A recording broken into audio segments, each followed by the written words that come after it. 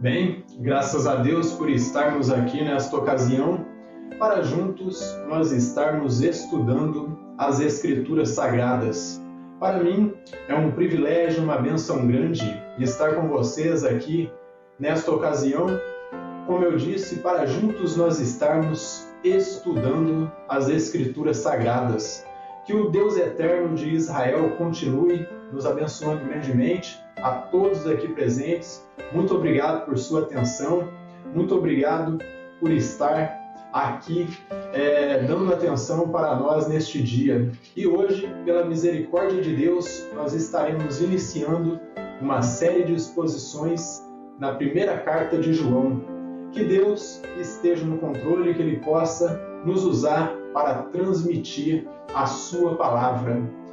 E àqueles que vão nos ouvir através do YouTube futuramente, agradeço por sua atenção. Para mim é uma satisfação imensa estar falando com vocês e estudando as Escrituras Sagradas também com vocês. Que o Deus eterno de Israel, o nosso amado Senhor Jesus Cristo, lhes abençoe grandemente e possa abrir-lhes um entendimento e que vocês possam crescer em graça, no nome do Senhor Jesus Cristo. Bem, sem mais delongas, quem estiver aí com a sua Bíblia Sagrada, abra comigo aí na primeira carta de João, no capítulo 1, de versículos 1 até o 4. E diz assim, o que era desde o princípio, o que temos ouvido, o que temos visto com os nossos próprios olhos, o que contemplamos e as nossas mãos apalparam com respeito ao verbo da vida. E a vida se manifestou, e nós a temos visto, e dela damos testemunho, e vos anunciamos a vida eterna, a qual estava com o Pai, e nos foi manifestada. O que temos visto e ouvido, anunciamos também a vós outros, para que vós, igualmente, mantenhais comunhão conosco. Ora, a nossa comunhão é com o Pai e com o seu Filho, Jesus Cristo. Estas coisas, pois, vos escrevemos, para que a nossa alegria seja completa. Amém? Até aqui a leitura das Escrituras Sagradas e, como eu disse, que o Deus Todo-Poderoso possa nos abençoar grandemente nesta nova série de exposições no nome eterno do Senhor Jesus Cristo. Então o apóstolo ele começa a produzir este tratado teológico aqui por volta aí do ano 90 depois de Cristo, provavelmente em Éfeso, cidade ali da Ásia Menor, situada na região que hoje nós conhecemos como Turquia. João ele escreve a um povo que estava aí se corrompendo devido aos falsos ensinos gnósticos, homens que estavam se infiltrando nas igrejas ali na Ásia Menor, como nós vimos aí na Epístola de Judas e também nas Epístolas de Pedro, e estavam deturpando o Evangelho. Então João ele está escrevendo a um povo que está em perigo eminente de apostatar da fé e eles estavam se corrompendo. Por isso é que eu chamo esta carta aqui de tratado doutrinário, um tratado teológico, devido ao seu caráter de urgência aí, em que João escreve aos seus leitores, ela bem mais se enquadra aí como uma confissão de fé, onde João visava aí repassar e frisar as principais doutrinas do cristianismo. Então ela se enquadra como uma confissão de fé, onde João tinha em mente esclarecer que Jesus Cristo ele era tanto homem como divino. Então ele era tanto homem como divino, e assim desconstruir a principal doutrina aí docetista, dos gnósticos, que era o dualismo grego. Dualismo que fazia referência a que só a alma era boa e o corpo para mais nada prestava, era algo que só servia para aprisionar a alma. Esse João, meus irmãos, que escreve essa carta aí, ele tinha como profissão a pesca. O seu pai aí era Zebedeu, ele era ali um empresário do ramo da pesca, seu irmão era Tiago e sua mãe Salomé, que era irmã de Maria, que depois veio a ser a mãe de Jesus. Então essa era a família dele.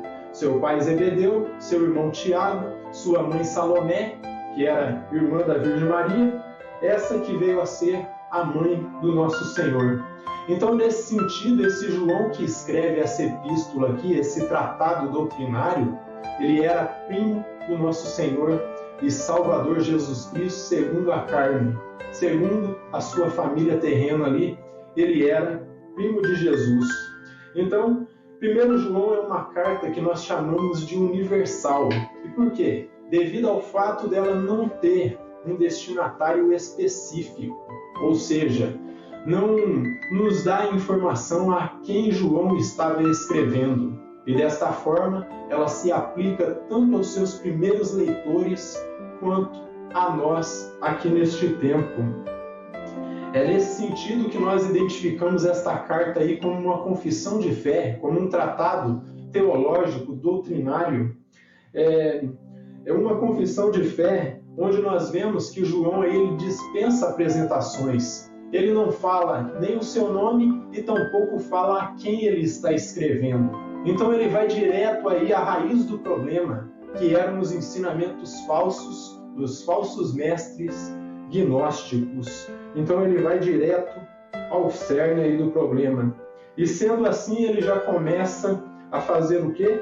A desconstruir e repudiar a principal doutrina dos gnósticos aí, que eu já frisei para vocês, que era o dualismo, que alegava que era impossível que Cristo tivesse se tornado um ser humano. E por que eles alegavam isso? Pois, segundo eles, o divino se corromperia com aquilo que é profano. E o que era profano ali na concepção dos gnósticos? Era esse corpo que o próprio Deus criou para os seus filhos. Corpo esse que, na visão deles, era uma prisão para a alma. Então, pois ao modo gnóstico de entender, só a alma era boa e o corpo era apenas uma prisão para a alma. Tal doutrina é tão perniciosa, meus irmãos, que ela visava tirar todo o efeito ali do sacrifício de Cristo na cruz do Calvário. Ela queria fazer o quê? Neutralizá-lo, torná-lo inefetivo. E desta forma privar as pessoas da salvação que o nosso Senhor e Salvador Jesus Cristo obteve na cruz do Calvário. Então é por isso que João já começa desconstruindo essa doutrina aí herética dos gnósticos. Então por isso nos versos 1 e 2 ele já diz o seguinte, o que era desde o princípio, o que temos ouvido, o que temos visto com os nossos próprios olhos, o que contemplamos e as nossas mãos apalparam com respeito ao verbo da vida. E a vida se manifestou, e nós a temos visto, e dela damos testemunho, e vô-la anunciamos, a vida eterna, a qual estava com o Pai, e nos foi manifestada. Então ele já começa ali a atacar essa doutrina herética do dualismo, e como eu já frisei, visava neutralizar o sacrifício de Cristo. Então o nosso autor declara que Jesus ele é tanto homem como divino, e desta forma ele denota que Cristo existe desde o princípio, que Cristo existe desde antes da fundação do mundo. Ele não foi criado, pois ele é o Criador. Veja comigo o que diz o apóstolo Paulo, lá em Colossenses, no capítulo 1, de versículo 15 até o 17. E veja como é claro isso aqui para nós e também para aqueles que leram essas palavras ao princípio, ali no primeiro século. Então, em Colossenses, no capítulo 1, de versículos 15 até o 17, nós vamos encontrar o apóstolo Paulo, ele enfatizando a mesma coisa lá. Este é a imagem do Deus invisível, o primogênito de toda a criação, pois nele foram criadas todas as coisas, nos céus e sobre a terra, as visíveis e as invisíveis, sejam tronos, sejam soberanias, quer principados, quer potestades, tudo foi criado por ele, tudo foi criado por meio dele e para ele.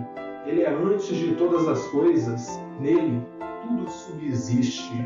Então, tanto João quanto o apóstolo Paulo frisam que Jesus ele é o próprio Deus, ele é o Criador do universo. Ele não foi criado, pois ele é o próprio Criador.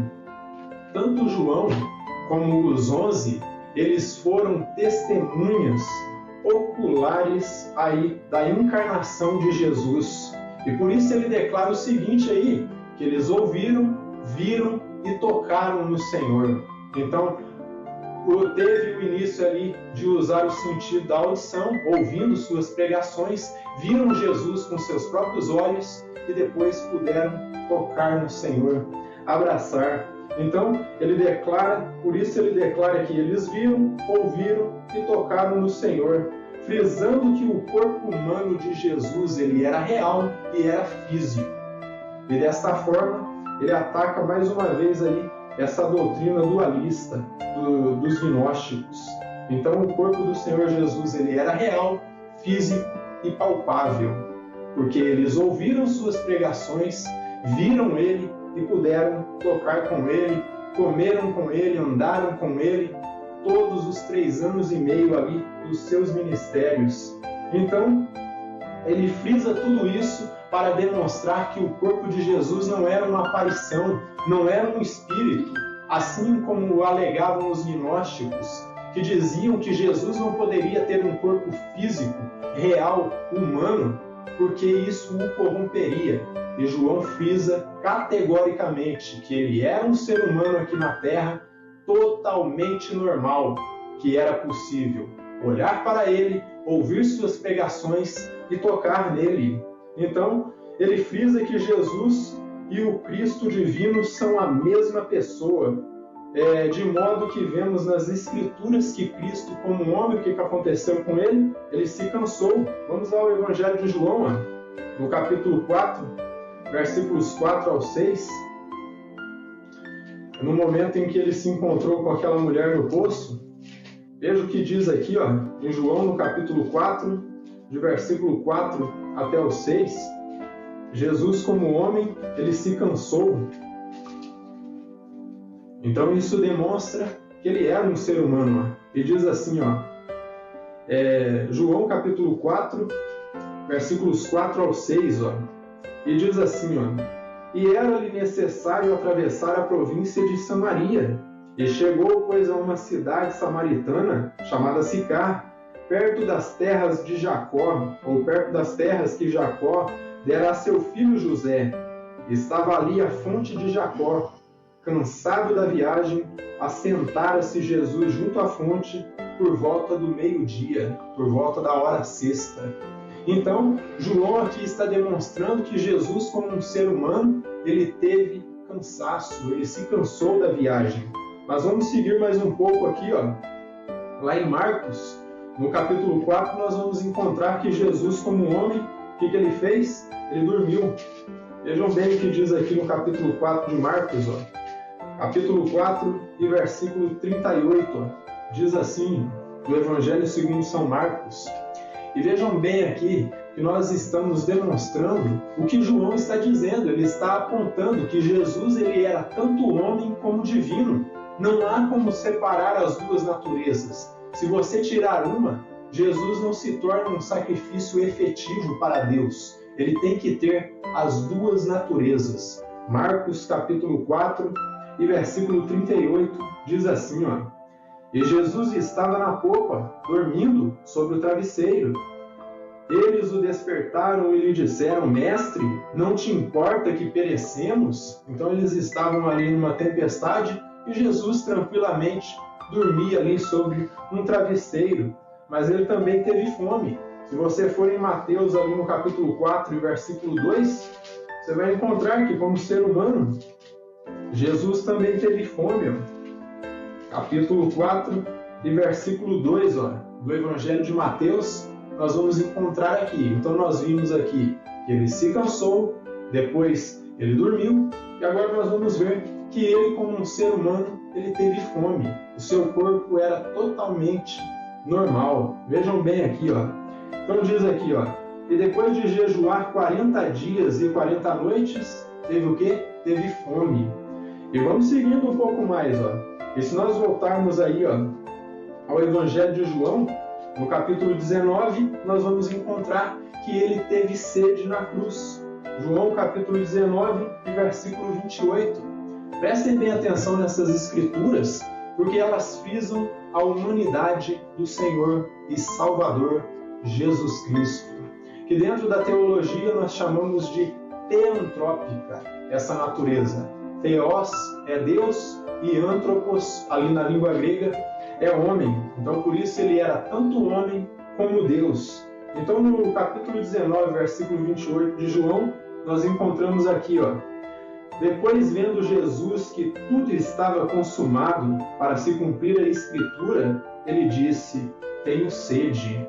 Então, ele se cansou, dormiu, teve fome e teve sede. E isso demonstra o quê? Que o nosso Senhor, ele era um ser humano normal aqui nesta terra. O seu corpo foi criado por um milagre divino, mas ele era um ser humano. Só que como Deus encarnado, nós vamos encontrar aí que ele demonstrou controle sobre a natureza, pois ela é obra de suas mãos, então ele tinha controle. Lá em Marcos, no capítulo 4, a partir do versículo 39, nós vamos encontrar até o versículo 41, essa demonstração de poder do nosso Senhor. Ali está nitidamente demonstrado que ele controlou uma tempestade só pelo poder da sua palavra.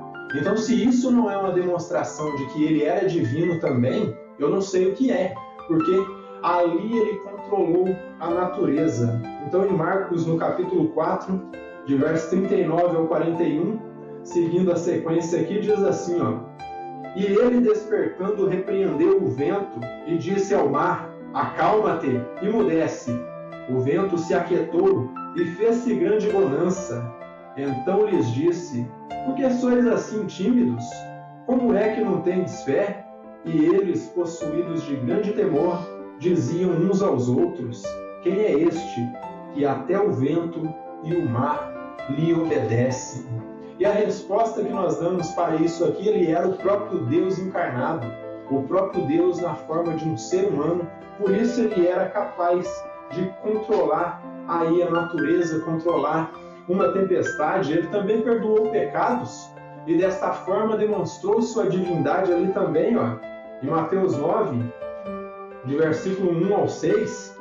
Abra comigo em Mateus 9, de versículo 1 ao 6, quando lhe trazem aquele paralítico e ele demonstra o seu poder novamente. Lá em Marcos ele demonstrou que ele controlava a natureza. E aqui em Mateus 9 ele vai demonstrar que ele tem poder para perdoar pecados e também para curar doenças. Veja o que está dito aqui, ó, em Mateus 9, de versículos 1 até os 6. Ó. Entrando Jesus num barco, passou para o outro lado e foi para a sua própria cidade. E eis que lhe trouxeram um paralítico, deitado num leito. Vendo-lhes a fé, Jesus disse ao paralítico, tem bom ânimo, filho, estão perdoados os teus pecados. Então aqui como Deus, o que ele fez? Perdoou pecados. E ali já causou um grande alvoroço na multidão ali. Aqueles escribas e fariseus que estavam à volta começam a murmurar e dizer, quem é esse homem aí que está blasfemando? Quem ele pensa que é para perdoar pecados? Ele acha que ele é Deus ou ele pensa que ele é igual a Deus? Não, ele não achava que ele era Deus, ele tinha certeza de quem ele era. E vai seguindo aqui, ó. E diz assim, ó, mas alguns escribas diziam consigo, este blasfema.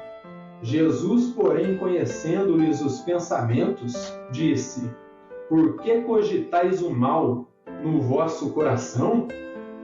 Pois, qual é mais fácil? Jesus faz uma pergunta, o que é mais fácil? Ó? Ele diz, ó, dizer estão perdoados os teus pecados ou dizer levanta-te e anda? Ora, claro que é mais fácil dizer os teus pecados estão perdoados. Só que ele vai dizer o seguinte aqui, ó: ora, para que saibais que o Filho do Homem tem sobre a terra autoridade para perdoar pecados, disse então ao paralítico: levanta, toma o teu leito e vai para a tua casa. Então ali ele demonstra que ele é o próprio Deus, que ele tem autoridade para perdoar pecados e ainda para curar doenças. E em outros lugares nós vamos encontrar que Jesus tinha poder até sobre os demônios, que apenas com uma palavra ele dizia: vai, sai dele e não entres mais nele, assim como ele disse ali para aquele endemoniado lá de Gadara, onde havia uma legião de demônios naquele homem. Ele disse: sai dele e não entres mais nele. E se nós formos aqui a primeira epístola de Timóteo, no capítulo 3, em versículo 16, nós vamos encontrar o relato aqui do apóstolo Paulo, citando o trecho de um hino que provavelmente os crentes cantavam ali nas igrejas do primeiro século, e diz assim, ó, em 1 Timóteo, no capítulo 3, e versículo 16. E veja que hino formoso que eles cantavam aqui, ó. 1 Timóteo, capítulo 3, e versículo 16, ó, diz assim, ó: evidentemente grande é o mistério da piedade, aquele que foi manifestado na carne, foi justificado em espírito, contemplado por anjos, pregado entre os gentios, crido no mundo e recebido acima na glória. Então o apóstolo Paulo ele dá testemunho da vinda de Jesus, da encarnação de Jesus, de sua vida aqui nesta terra, do seu ministério, de sua morte na cruz, de sua ressurreição ao terceiro dia e depois sua ascensão ao céu até o trono de Deus. De forma que todos esses testemunhos dos apóstolos aqui definitivamente desconstruíam e repudiavam as ideias loucas lá dos falsos mestres que diziam que Jesus não poderia ter sido um ser humano.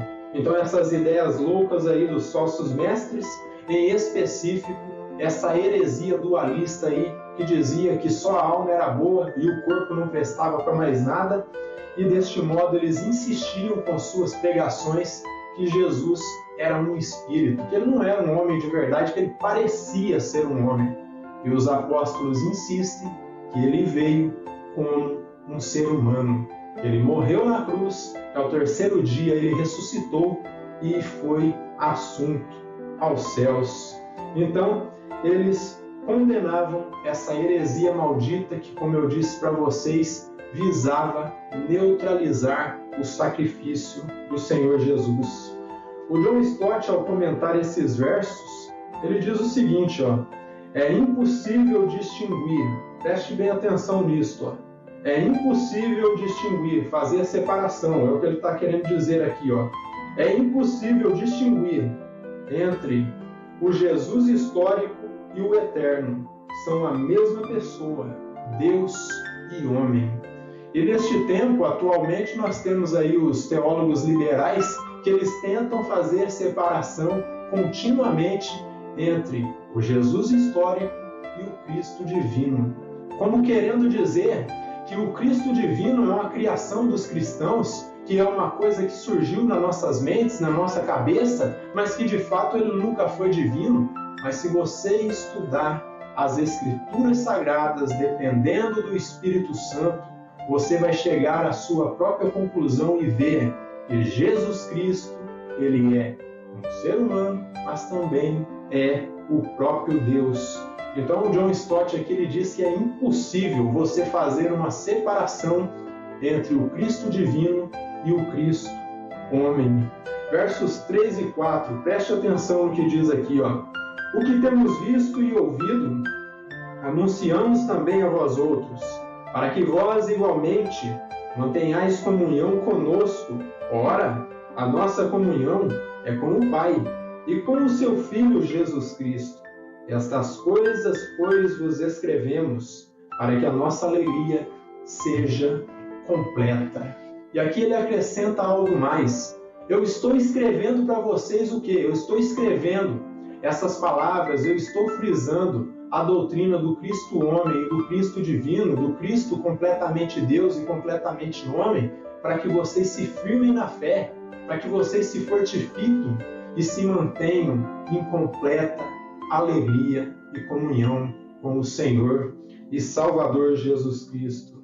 Então, por meio das suas palavras, João o apóstolo, ele nos leva a entender que fora aí da comunhão com o nosso Senhor e Salvador Jesus Cristo, nós somos privados da completa alegria e da vida plena que existe no Senhor e Salvador Jesus Cristo. Não há como você ser feliz aqui nesta terra, não há como você ser completo em sua plenitude sem a presença do Criador dentro do seu coração. Como dizia o Dr. William Souto Santiago, ele tem que estar entronizado no trono do seu coração. Ele tem que estar ali reinando dentro de você, para que depois você possa passar toda essa alegria e demonstrar ao mundo. Então, deste modo, o que João nos convida a fazer aqui? João ele convida a crentes de todas as épocas a se santificarem e terem comunhão com o Pai e com o Filho, com o nosso Senhor e Salvador Jesus Cristo, para que possam viver uma vida plena em harmonia com o Criador. Veja o que nós encontramos aqui em João 17, em versículo 11. Vejam bem o que está dito aqui, Evangelho segundo São João, capítulo 17 e versículo 11. Passagem maravilhosa das Escrituras, onde nós encontramos o nosso Senhor e Salvador Jesus Cristo orando, intercedendo por seus discípulos, tanto os daquela época quanto aqueles que viriam num tempo posterior. E isso demonstra que esse amor, essa alegria, essa vida plena que Ele nos oferece já estava na sua mente desde antes da fundação do mundo. E essa vida eterna que Ele nos oferece, essa alegria em plenitude, já estava ali em sua mente a ser estendida a todas as nações. Então no versículo 11 ele diz assim, já não estou no mundo, mas eles continuam no mundo, ao passo que eu vou para junto de ti. Pai Santo, guarda-os em teu nome, os que me deste, para que eles sejam um, assim como nós. Então, aqui Jesus ele ora tanto para os seus discípulos daquele período, quanto aqueles que viriam no futuro, e diz que a oração dele era que os seus discípulos estivessem unânimes, estivessem em união com ele, assim como ele está em união com o Pai. Então é necessário nós estarmos unidos com o Senhor e Salvador Jesus Cristo. E a partir do versículo 20, nós vamos encontrar a sequência dessa oração. Ele diz assim, não rogo somente por estes, ou seja, por aqueles daquele tempo, mas também por aqueles que vierem a crer em mim, por intermédio da sua palavra, a fim de que todos sejam um. E como és tu, ó Pai, em mim, e eu em ti, também sejam eles em nós, para que o mundo creia que tu me enviaste. Eu lhes tenho transmitido a glória que me tens dado, para que sejam um, como nós o somos. Então o desejo do Senhor Jesus é que a igreja seja um com Ele, assim como Ele é um com o Pai. Isso é unidade. A igreja tem que ter comunhão com o Senhor e também aí com os seus irmãos. E ele segue aqui, e eu neles e tu em mim, a fim de que sejam aperfeiçoados na unidade, para que o mundo conheça que tu me enviaste e os amaste, como também amastes a mim. Pai, a minha vontade é que onde eu estou, estejam também comigo os que me deste, para que vejam a minha glória que me conferiste, porque me amaste antes da fundação do mundo. E ele segue aqui, Pai justo, o mundo não te conheceu, eu porém te conheci, e também estes compreenderão que tu me enviaste. Eu lhes fiz conhecer o teu nome, e ainda farei conhecer, a fim de que o amor com que me amaste esteja neles, e eu neles esteja. Então, o desejo do Senhor é que nós tenhamos aí unidade, comunhão com Ele. para que Ele e nós sejamos um. Você está sendo um com Cristo? Você tem feito a sua entrega diária devocional aos pés da cruz?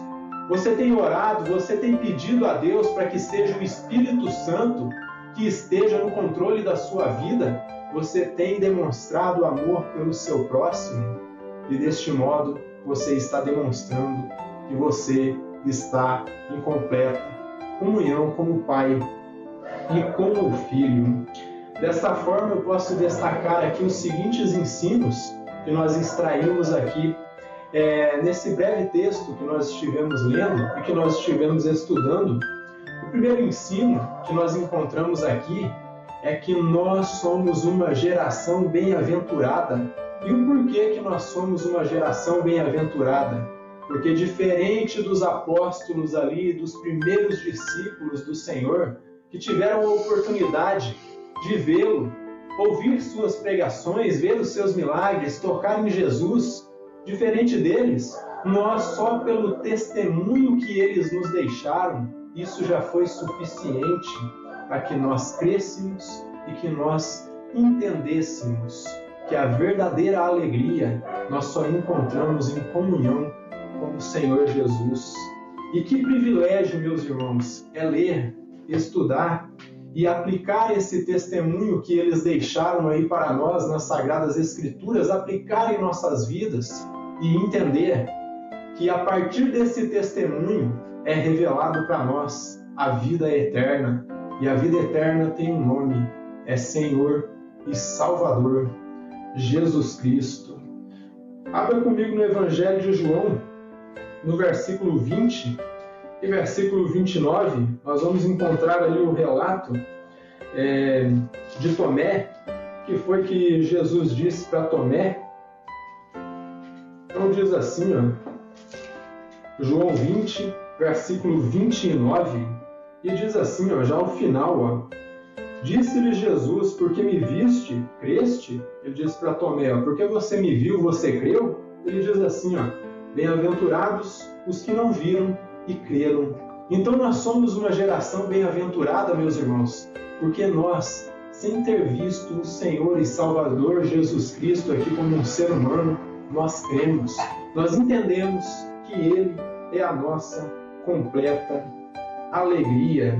Então, meus irmãos, o que eu posso dizer para vocês é necessário repassarmos, estudarmos e aplicarmos essa palavra em nossas vidas. Por quê? Porque dela vem a vida eterna.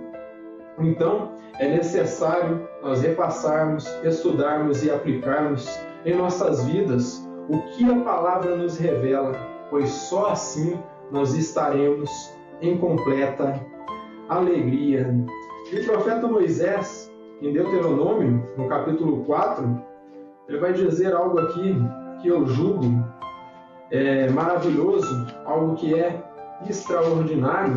Ele diz assim, no capítulo 4, no versículo 1. O primeiro versículo que ele escreve aqui neste capítulo 4 diz o seguinte: Deuteronômio, no capítulo 4 e versículo 1, o profeta Moisés, ele diz assim, agora, pois, ó Israel, ouve os estatutos e os juízos que eu vos ensino, para os cumprirdes, para que vivais e entreis e possuais a terra que o Senhor Deus de nossos pais vos dá. E se nós formos um pouquinho mais à frente, lá no capítulo 32 de Deuteronômio, nós vamos encontrar algo semelhante aqui, ele falando que os estatutos e juízos do Senhor, a palavra, nos fornece vida. No capítulo 32 e versículo 47, diz assim, porque esta palavra não é para vós outros, coisa vã, antes é a vossa vida, e por essa mesma palavra prolongareis os dias na terra, a qual, passando o Jordão, ides para possuir. Então Moisés ele frisa que se eles se mantessem na palavra que o Senhor havia revelado através do profeta Moisés, eles viveriam. E não só viveriam, mas teriam os seus dias prolongados aqui na terra. Então dela provém a vida. Então, a palavra de Deus encarnada, Jesus Cristo, ela nos traz vida e nos traz vida em abundância. E o que é vida em abundância? Isto é vida eterna. Então, por isso, como eu disse, é necessário nós repassarmos, estudarmos e aplicarmos essa palavra em nossa vida, pois da palavra provém a vida e o sentido de viver. Pois, como disse o apóstolo Paulo, o viver é Cristo e o morrer é ganho. E se chegar a morrer, isso é lucro, pois estaremos para sempre com o nosso Senhor. Que o Deus eterno nos abençoe grandemente.